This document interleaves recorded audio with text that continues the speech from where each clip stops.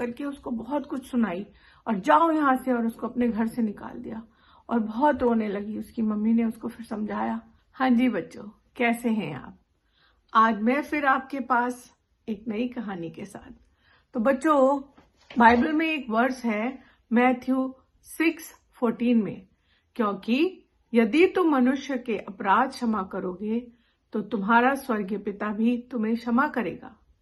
तो बच्चों, ये हमें सिखाता है कि क्षमा एक महत्वपूर्ण आज्ञा अथवा गुण है और ये ईश्वर के साथ हमारे संबंधों को मजबूत करता है। तो हमें अपने दोस्तों को, अपने साथियों को क्षमा करना आना चाहिए। इसी पे आधारित मैं एक कहानी सुनाऊंगी जो एक लड़की की है जिसका नाम था टिनी।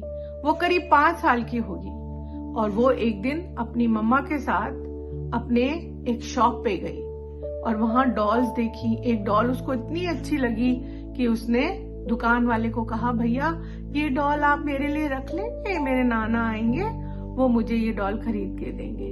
दुकान वाले को इतना अच्छा लगा, उसने तुरंत वो डॉल उठाई और स्टोर में रख दी और बोला, जब भी तुम्हारे नाना आए तो आके खरीद लेना।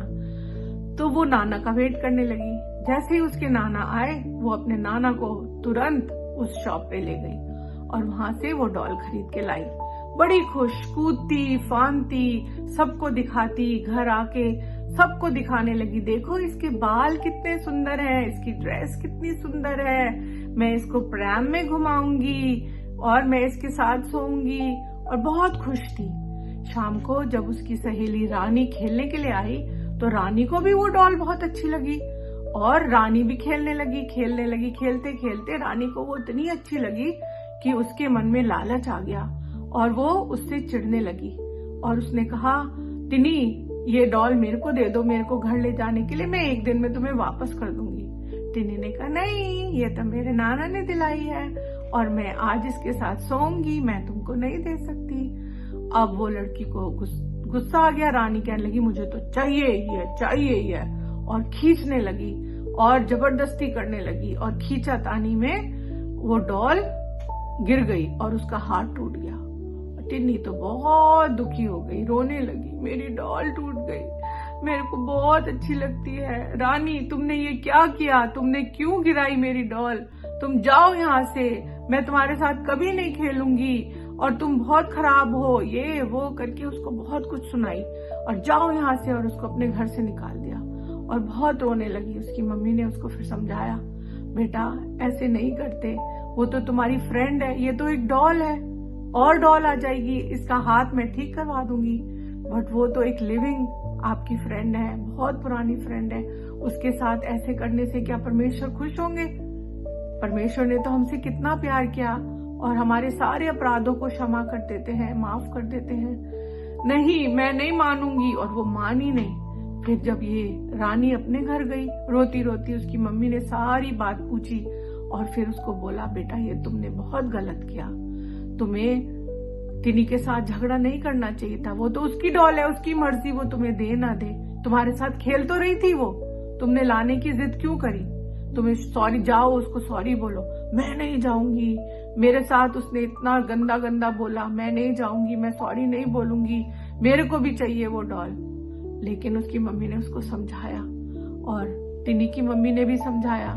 फिर दूसरे दिन टिनी उसके घर आई और उसको सब कुछ याद आया कि परमेश्वर पसंद नहीं करते ऐसे गुस्सा करना और दूसरों को बुरा भला बोलना।